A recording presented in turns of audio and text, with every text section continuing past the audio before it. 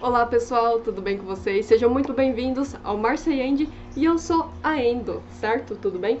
Hoje nós iremos trabalhar com material um pouco diferente, né? Que normalmente eu trago sempre os mangás, que realmente é o que eu gosto, minha grande paixão são os quadrinhos japoneses, mas hoje eu trouxe este daqui, né?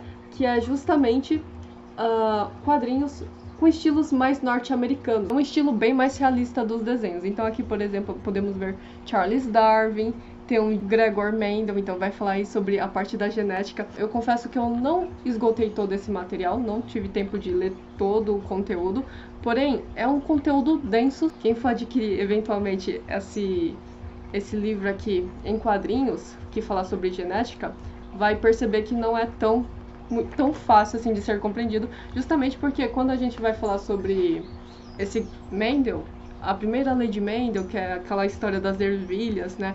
Nós temos análise combinatória, então a gente vai mexer com aquele negócio de quase igual naquele de dado. Eu tenho um dado que tem 6 faces, então eu tenho 1/6 de chance de cair um número tal que eu quero. Então, quando mexe probabilidade, aí a história muda um pouquinho, aí fica um pouquinho complicado e aí nós costumamos não achar muito interessante. Mas eu confesso que essa parte de heredograma de continha eu sempre gostei bastante. Mas enfim, isso não importa. Bom, vamos lá. Então, aqui nós temos, como podemos ver, né, na verdade eu pulei o sumário, desculpe. Então aqui a gente tem o sumário, né, que eles mostram o conteúdo, tudo que vai ser abordado no decorrer desse livro aqui. E inclusive nós temos a ovelhinha Dolly, que bonitinha. Eu nem tinha reparado, acabei de ver agora. A ovelhinha Dolly. Mas assim, como podem ver, ele tem um estilo bem mais realista, né? Então aqui a gente pode ver que todos os seres vivos estão entrelaçados em um DNA, né? E aqui eu marquei alguns pontos que eu achei interessante. Que ele vai falar, por exemplo, de alguns conceitos que de fato são bem relevantes, como a questão do eucarionte e procarionte. Se eu não me engano, ele tá... não, eucarionte e procarionte eles vão falar mais pra frente, que é um conteúdo também muito importante, mas aqui eles vão diferenciar uma coisa bem básica, que é o que é organismos unicelulares e pluricelulares, né? Que isso daqui é a base de tudo para conseguir compreender como é que vai funcionar a genética lá pra frente. Então eles começam realmente bem do básico, explicando o que são organismo unicelular, pluricelular, eucarionte, procarionte. E aqui nós temos uma historinha, né, que na verdade vai falar sobre esses bichinhos que eles fazem reprodução assexuada, eles moram em outro planeta, então eles não têm muita variabilidade genética, e eles vêm aqui no mundo dos humanos para entender como acontece, qual a importância dessa reprodução ser sexuada, justamente por gerar o que? A variabilidade genética e, de uma certa forma, conseguir realizar seres vivos bem mais resistentes, né? Bem mais fortes a doenças, a eventuais infortúnios que possam aí acontecer. Então eles falam, inclusive, tema muito importante, inclusive nos vestibulares, a reprodução sexuada, ela é mais interessante, né, para a formação da variabilidade genética. Então, de uma certa forma, cria combinações e consegue fazer organismos mais resistentes, né?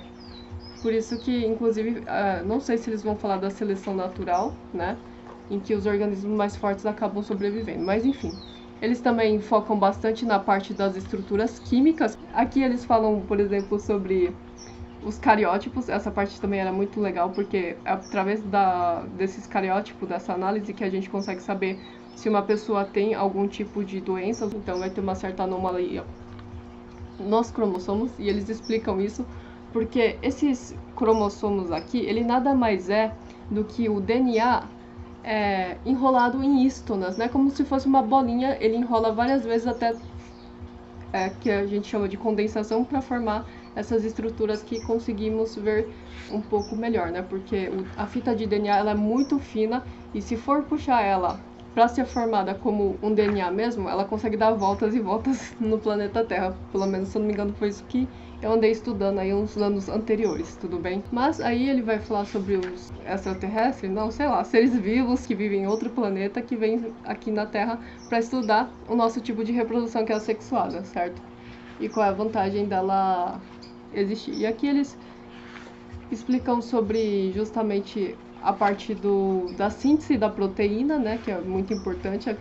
Aqui, por exemplo, depois mais pra frente eles vão falar sobre a importância da DNA polimerase, então eles explicam tudo certinho, bonitinho aqui. Nesse começo ele vai falar sobre a síntese do DNA, certo? Aqui essa é uma parte bem interessante, porque aqui ele coloca, por exemplo, um homem com um monte de orelha, por exemplo, no corpo dele, mais na parte da barriga, né?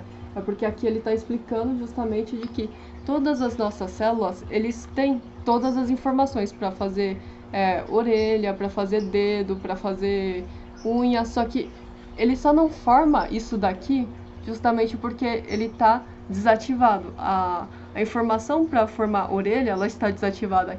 Então o tecido que tem aqui, por exemplo, da barriga do homem, ele tem todas as informações para fazer qualquer tipo de célula do corpo, só que todas elas estão desativadas. Apenas a célula para formar o tecido da barriga é que está ativado. Então por isso que nós só temos barriga, não nasce, por exemplo, orelha da nossa barriga. Então é isso que ele vai explicar nessa página, certo? E aqui eles contam um pouquinho a história de cada um dos pesquisadores. O VEST, vira e mexe, às vezes cai essas decorebas, certo? Que o cientista X fez isso, isso e isso. Quem foi o cientista? Qual é o nome dele? Às vezes cai. Se bem que hoje em dia os vestibulares não estão mais tão decorebas assim, mas eu acredito que é um estilo assim mais de FUVEST mesmo, né, pra quem aí tá querendo entrar na USP. Aqui eles continuam explicando a história da síntese do RNA mensageiro, na verdade da fita, né? Eles estão confeccionando uma nova fita de DNA. Então vocês vão ver inclusive que eles trazem essa tabelinha aqui. Não precisam decorar, podem ficar tranquilo, mas tem um que é bom lembrar, que eu acho que é o códon de parada e o códon de início, eu não me lembro exatamente o nome, mas essa parte vira e mexe cai sim, a tabelinha, né? Às vezes é pra fazer continha mesmo, mas enfim, eles fornecem a tabelinha. Então eles vão te dar uma trinca de algum códon, né? Sei lá, por exemplo, o CA, aí tem que localizar quem é o CA, eles dão a tabelinha. E aí vai falar assim, é fenilalanina. Eu não sei exatamente se é fenilalanina, eu estou chutando, tudo bem, pessoal, porque já faz muitos anos aqui que eu não lembro dessas coisas. E aqui eles vão explicar, assim, aqui ele também tem um desenho esquemático muito bonitinho, de onde acontece todo o processo. Aqui, por exemplo, no núcleo, o que acontece no núcleo, o que acontece fora do núcleo, é continuidade, não é? Então esse desenho, como se fosse uma espécie de resumo, ele também é muito bom, é muito válido, tudo bem? Então, como vocês podem ver, a maioria desses desenhos aqui, eles são bem mais realistas, né? Se bem que quando se trata de célula, como essa daqui, comparado com os mangás, eles não mudam muito. Então essa parte assim, tanto o mangá quanto esse desenho de quadrinhos norte-americanos, há uma padronização de desenhos, então não tem muito prejuízo adquirir um ou adquirir o outro, né? Ou seja, adquirir o japonês ou o norte-americano, os dois, quando se trata de desenho técnico, eles são bem semelhantes. Tudo bem, galera? Então é isso, praticamente. Esse mangá aqui ele vai falar aí sobre uma parte bem importante aqui, que eu acho que muitas pessoas não devem gostar, que é aquela parte do cromossomo, né? Na parte de meiose. Nossa, meiose. Já faz tempo que eu não vejo isso. Meiose, mitose, então essa parte aqui eles explicam.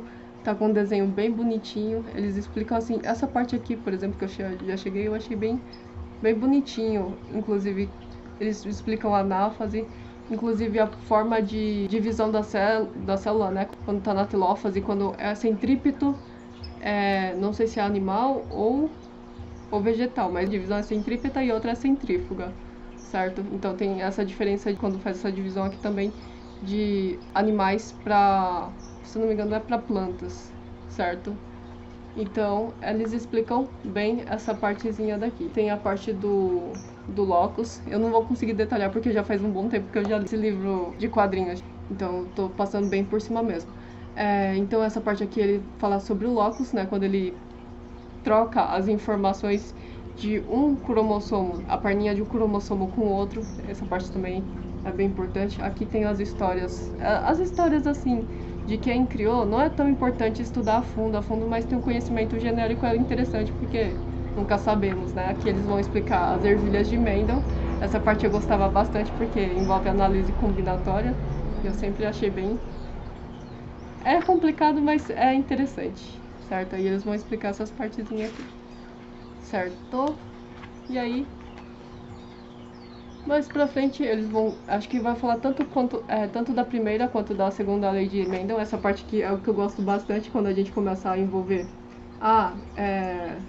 Tal cromossomo tem gene recessivo, tem gene dominante. Esse aqui, por exemplo, tem gene dominante. Então ele vai prevalecer sobre o recessivo, que é esse Bzinho aqui. E aí eles vão mostrando como é que faz essas combinações. Confesso que é uma matéria que eu sempre gostei. Genética é uma matéria realmente fascinante, como se diz.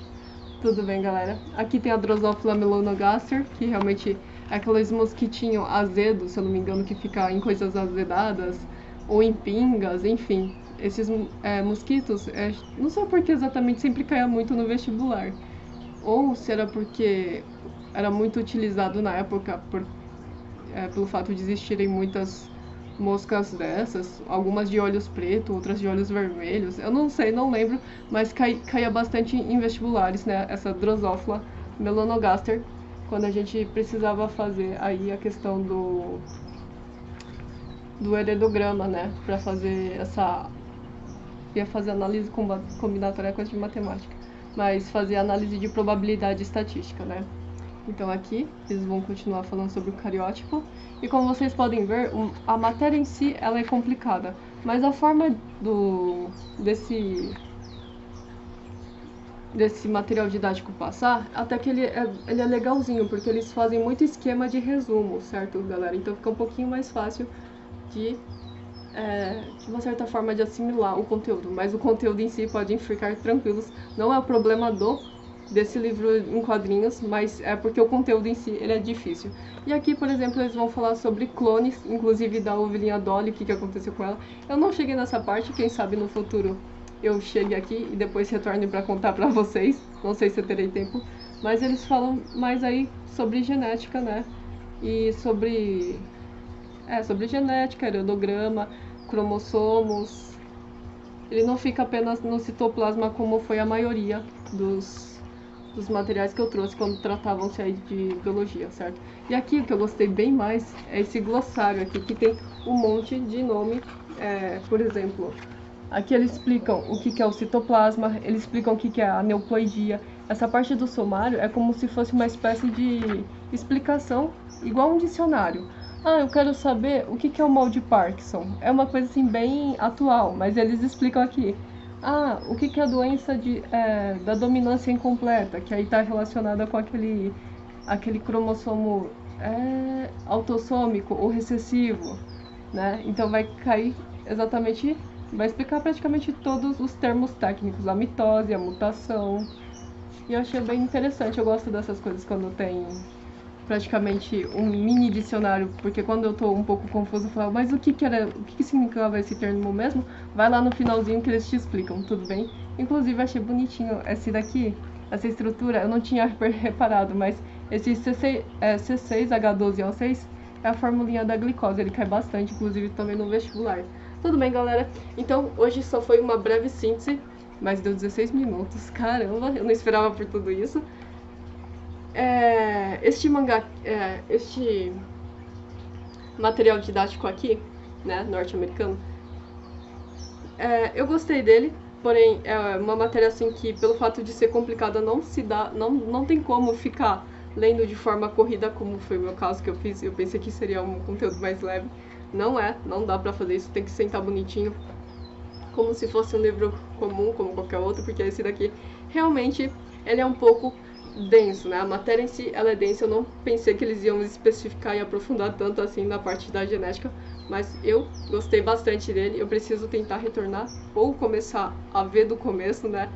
Porque de uma certa forma ele demanda uma atenção um pouco maior, não dá pra ler assim de forma como se fosse um gibi, tudo bem, galera? Bom, eu vou terminar por aqui, né? Agradeço pelo pessoal que ficou até o final. E antes de tudo, galera, não sei, eu acho que já faz praticamente quase um ano e meio que eu já criei esse canal. Não pretendo encerrar ele, apesar de eu ter uns intervalos, agora acho que fiquei quase uns 2 meses sem conversar com vocês. De uma certa forma tá bem corrido, então eu vou propor, né, um vídeo um pouquinho mais dinâmico, não sei. De repente vocês colocarem aqui nos comentários algum assunto que vocês queiram ver, ou se não, também perguntas pessoais sobre a minha pessoa. Só que as perguntas pessoais eu tô pensando em responder não em português, eu vou responder em 2 idiomas, porque como recentemente eu tô estudando alguns idiomas, então eu tô pensando numa forma assim de meio que aproveitar essa forma de gravação, né, de conversar com vocês e também já praticar a minha oratória.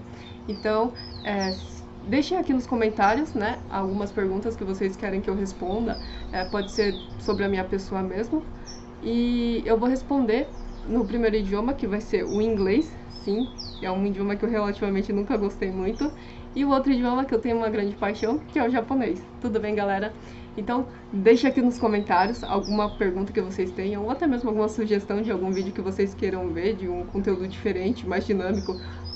Então, assim, se vocês forem fazer pergunta sobre a minha vida, ou... o meu nome, eu já falei pra vocês, né? Então, eu sou Aendo. Na verdade, não é um nome, é um sobrenome. É assim que o pessoal normalmente me chamam, né? Porque meu nome verdadeiro ele é bem, bem genérico, assim. Então, eu prefiro que me chamem pelo meu sobrenome. Tudo bem, galera? Então, é isso. Perguntas que eventualmente forem enviadas, eu vou tentar responder em inglês e japonês. Tudo bem, galera? Então é isso. Muito obrigada a todos e até uma próxima. Tchau, tchau e até mais!